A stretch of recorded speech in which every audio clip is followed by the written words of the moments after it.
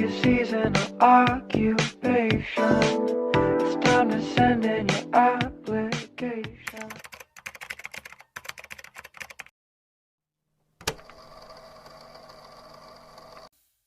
Hello Liz, it's me again, Christidel, right? How are you today? First of all, thank you so much for being here again with me today, and I really appreciate it. So in today's video, I'm gonna talk about my IELTS experience during the exam.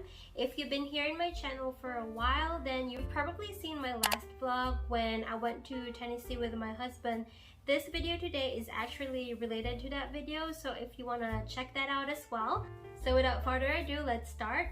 So I actually took my IELTS examination recently this year on the 23rd of July in ELS Learning Center in Nashville, Murfreesboro, Tennessee. So I am from Missouri, so we have to drive to Tennessee for me to be able to take the test. So a little introduction about myself. I am currently applying for a Cgfns, which is a CES service or a credential evaluation service.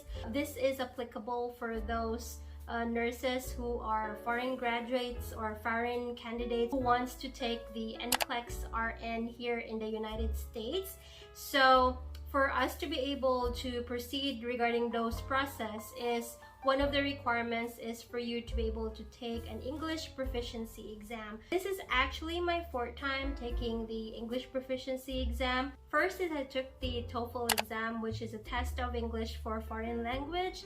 Unfortunately, I did not meet the required score, which is you need to get an overall score of 83 and 26 for the speaking test. So that's why I have decided to take the IELTS examination and give it a shot.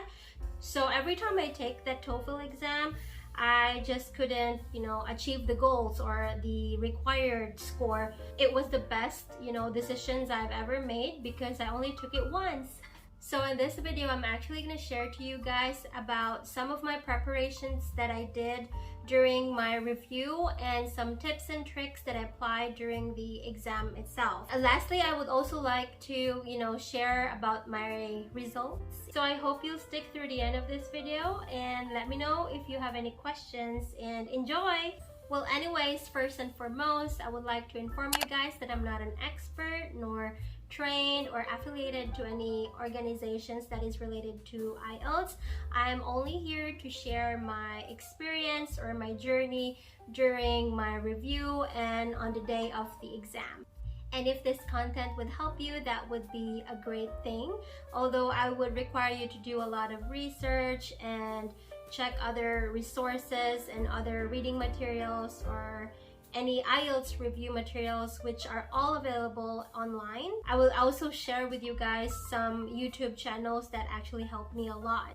So anyways, there are actually two types of IELTS exam. First is the general training module, and second is the academic module. So for the nursing, they actually required you to take the academic module test, and that's what I took on my last exam. So for academic examination, this actually contains some certain topics that are suitable for candidates who are entering universities or professional institutions. And when it comes to general training module, this is an exam which contains a few topics that are based in general interest, and both tests can be actually taken through a computer-delivered test or a paper-based test. I know that there are a lot of students who prefer to use the computer-delivered exam. So in my case, I chose to take the paper-based examination because I believe that my brain kind of works better in that way, and especially when it comes to the writing section where I like to write my essay while I'm thinking compared to, typing it on a computer. I am pretty slow in typing, so that's why I prefer to use the paper-based examination. So now we're going to talk about my length of preparation. So because I keep on failing on my TOEFL exam, I don't know if you already knew, but I used to be a nursing assistant here in the town where I live in. So I have decided to quit that job just for me to be able to concentrate with my IELTS, because I was really frustrated. I couldn't balance my job and my studying. And you know, if you've been retaking the test, it means that you really need to, you know, strive hard and focus just for you to be able to achieve the goals. And for me, I'm not good in balancing my work and study, so I have to choose one. And I chose to prepare more so that I would be able to focus, and you know, I have to drop my work. And I believe that it was the greatest decision and it was worth it as well. And there's one thing that I would really like to advise you guys if you are having a hard time during your review for the IELTS, is to hire somebody that is an expert with the IELTS and they are certified, and do a one-on-one coaching with them. So I actually did that. First is we actually planned on the length of our class, or the one-on-one class. We just use Skype as our platform to be able to, you know, have our class, and we both planned for the dates that I would be able to, you know, attend a class. When I tried to check the dates when we used to have our class, it was a total of 60 days, and of course it wasn't an everyday class.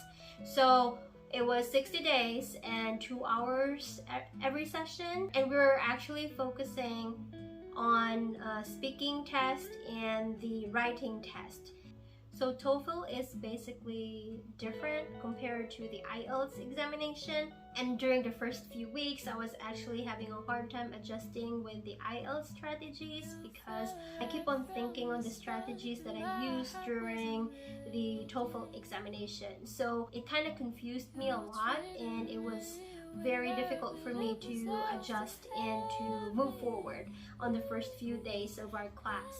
And then at first, I thought that writing was the easiest part for me, because you know, you are just given a certain topic and you just have to write your opinion or your essay about that topic. So for me, I thought that was the easiest, but definitely not. During our IELTS review, I'm always anxious when it comes to speaking, because I'm not used to talking to a lot of people, especially in English. I'm from the Philippines, and you know, it's not our first language. So of course there are times that I'm having a difficulty, or let's say I don't have the confidence to talk with native speakers, or for those people who are expert on this field. So during the exam, when it comes to my expectation in reality, I finally realized that speaking was the easiest. And the only hardest part was during the practice questions when I had my one-on-one class, because my instructor asked me a bunch of questions, and supposed to be there are only, you know, 3 questions in each task, 3 to 4 questions I believe, but she asked me a lot of questions, and I couldn't complain. Of course, it was a big help, and yeah, I was really thankful for that, because it helps me a lot to gain confidence during the day on my exam. And the most challenging part was reading. Well, reading is really boring, and there are a lot of people who loves to read, especially during their spare time. And it's not for me. I'm into more listening to audiobooks or podcasts. So that was the most challenging part, and I was really struggling with the reading. In addition, my reading comprehension is also low compared to other people. And for me to be able to understand the passage that I'm reading, is I have to read it twice or 3 times just for me to be able to understand, you know, word by word. When it comes to your reading task, a candidate is only given for about 60 minutes to be able to accomplish the 3 passages and a 40-item questions. So given a short period of time for about an hour, the time is very limited, especially for people like me. And for me to be able to understand the passage that I'm reading, is I need more time to read it again. So it's very limited, and yeah, it's very challenging. But for me, when it comes to the listening test, during our class on the first few weeks, I was definitely having a hard time. But later on, when you know the flow of the test, then you will be able to know the strategy on how to answer the listening task. So I actually received the result of the exam 13 to 14 days after the day that I took the test. So it's probably around August something, I just don't remember, but it was around August. As soon as I received the result, I was like in denial because I don't know if I passed or not, but it literally stated there that my overall band score is 7 and my speaking was 8.5, and I was really surprised, and I was like, I don't know if I passed or not. I keep on questioning myself if I passed or not, because the required score for nursing when it comes to English proficiency exam on IELTS is an overall band score of 6.5, and for the speaking test is you need to have a flat 7 or a 7.0 for the band score of speaking. Of course, I couldn't believe it. I have to search it again online if I really passed or not. I asked my friends that I knew who also took the IELTS exam if I passed or not. They keep on telling me that I passed, but I keep on waiting for the Cgfns that it was really stated there on my profile that I passed, and yes, I did. So of course I was really proud of myself. I was so happy because it was the 4th time I took the English proficiency exam, and at the same time I kind of like, you know, if you just don't give up and you try harder and really, you know, wanted to achieve a goal, you know, just keep trying and study a lot so that you would be able to accomplish it. And I think I was on that stage, and of course I prayed a lot too, and yeah, I was so proud of myself. So moving on to my tips, guys, there are a bunch of resources that you would be able to access online or readily available, which is very convenient to us, and I'm also going to share to you guys some of those materials that were really useful to me. And for me, when it comes to speaking, aside from having a one-on-one coaching with my IELTS instructor, I also like to watch different types of videos for IELTS speaking.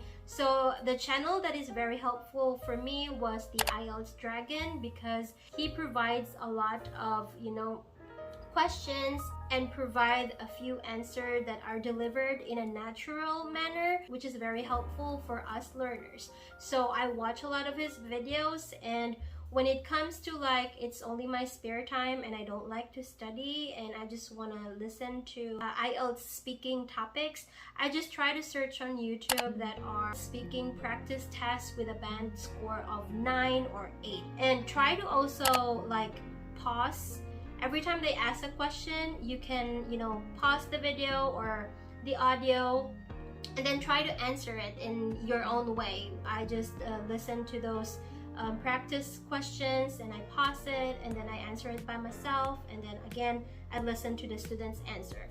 Another YouTube channel that I used is Fast Track IELTS.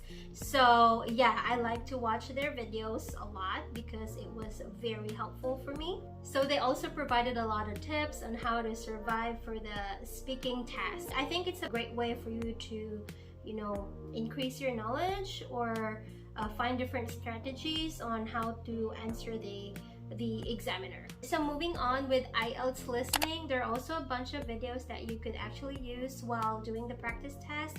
In my case, I used the channel of IELTS Materials and the channel of Crack IELTS with Rob. So I did a lot of their practice tests, and it's very important to also set a timer for yourself. And my first tip for the listening part is listen attentively, because the audio is only played once and you have to read along while you are listening, so you would be able to find the answers and so that you would not miss any information. And one most important thing is, once you missed something or once you missed an information while you're listening, just move on. Don't ever think to go back or try to figure out what's the answer, because you're just gonna miss all the information for the other questions. Second is, make sure you read all the instructions of the test questionnaire. For example, write 2 words only or a number, write 3 words only or a number.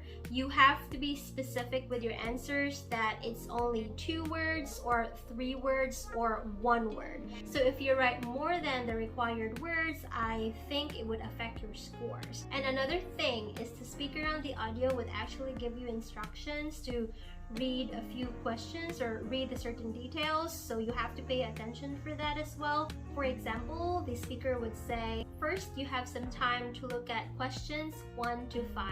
So you really have to use that time that the audio or that the speaker tell you to read those questions 1 to 5 so that you would be able to guess the right answer. So guys, please use that time religiously to read the questions or the items. So next is you have to check the spelling of your answers or the words that you answered, because I believe it's also one of the most important thing that would affect your scores. And also be mindful of the correct article that you would use, such as the definite article the and the indefinite article a and an. So there are also times that the speaker would use a synonym word. So while you are reading along with the questions, the speaker would definitely use a different word which also has the same meaning, but it's not the exact word that you could find on your questionnaire. So be mindful with that. You have to familiarize your vocabulary words, especially the synonyms. Okay, so reading.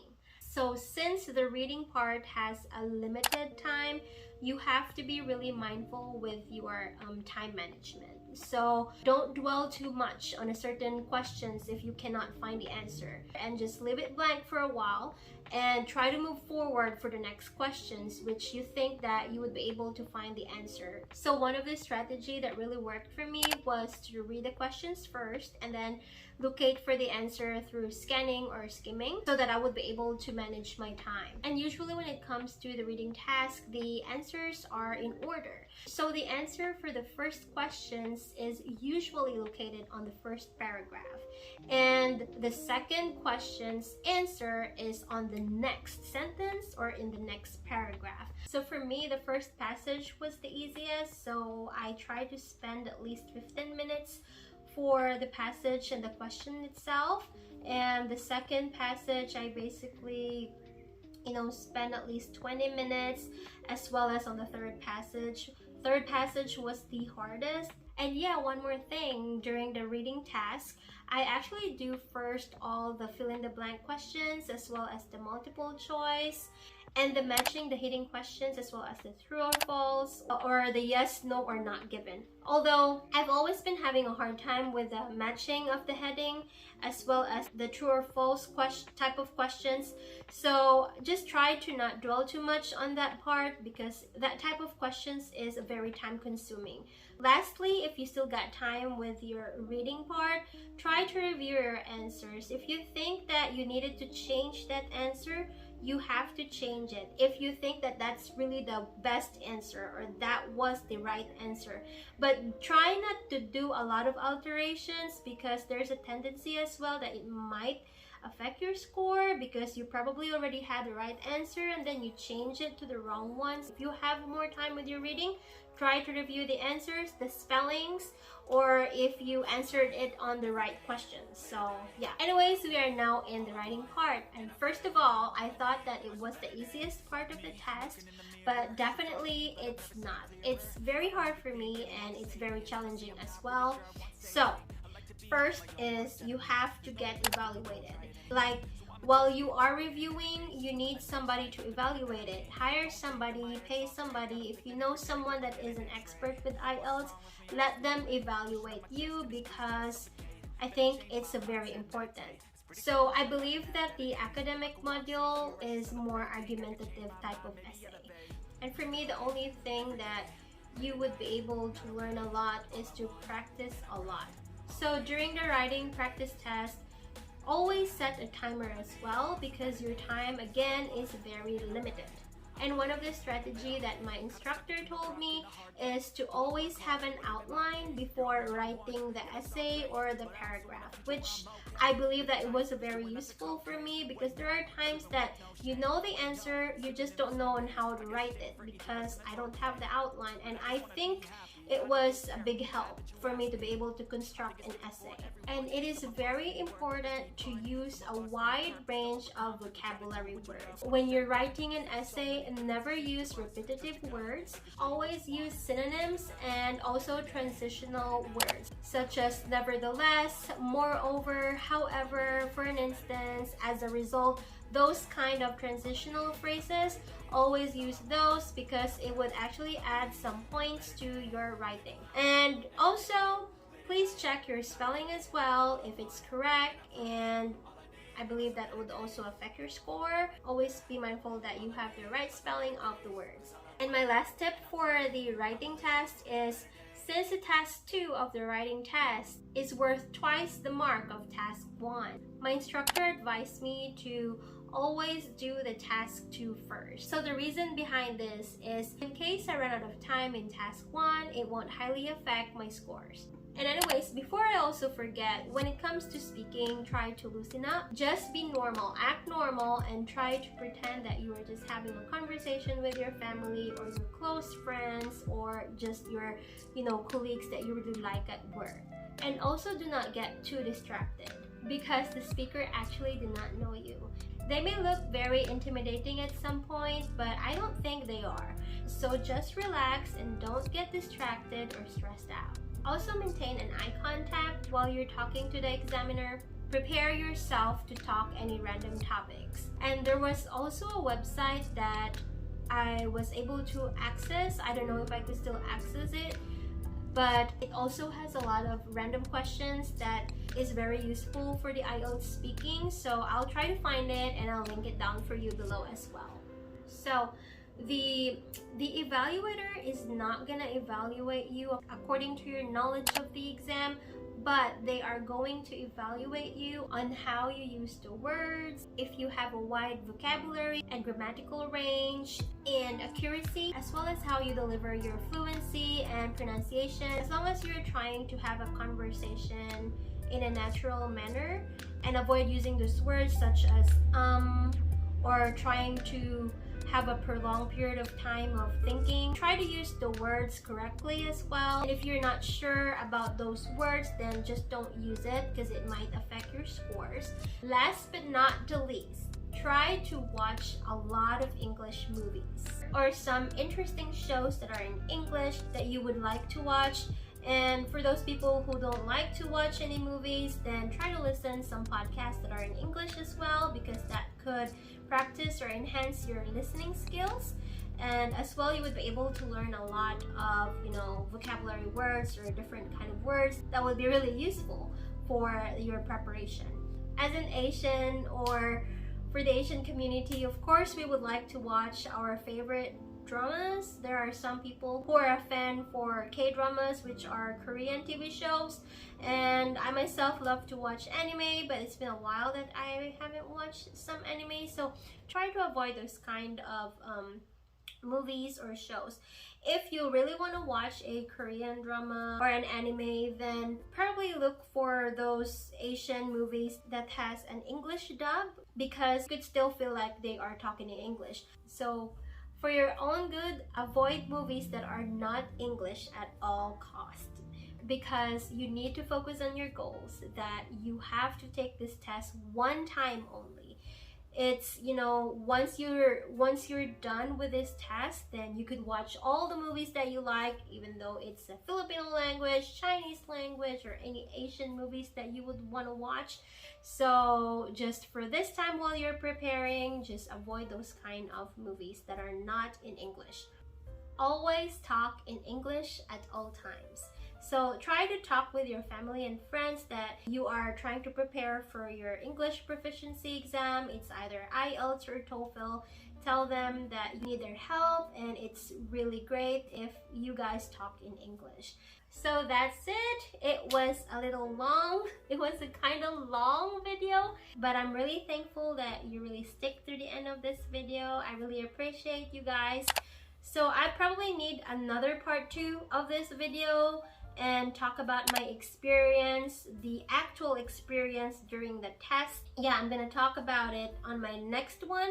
So keep watching, and please hit that little bell thing so that you'll get notified on my new uploads. And thank you so much, all. I really appreciate you once again, and I love you. I'll see you. Bye.